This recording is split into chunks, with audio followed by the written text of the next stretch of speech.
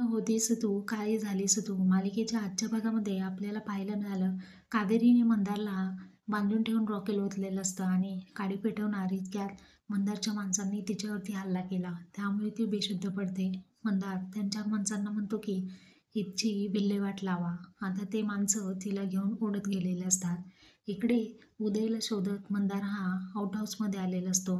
उदयच्या जागी यशने पांघरून घेऊन सर्व काही ऐकत असतो आणि मंदार त्याच्या सर्व गुन्ह्यांची कबुली हातात देत असतो.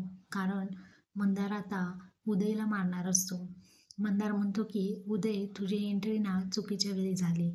तू खरंच इतक्यात इथे यायला नको हवं होतं.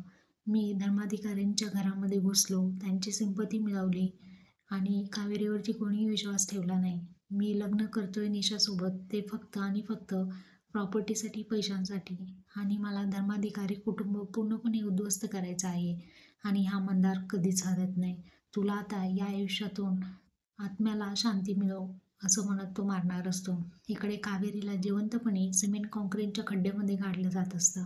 मंदारने आता त्याच्या सर्व चुकींची कबुली दिलेली असते आणि तो म्हणतो की तुझ्या आत्म्याला शांती लावो उदय, आता तुला या जगातून जावंच लागेल, असं म्हणत सुरी काढतो. इतक्यात यश पांघरून काढून मंदारला प्रतिसाद देत असतो.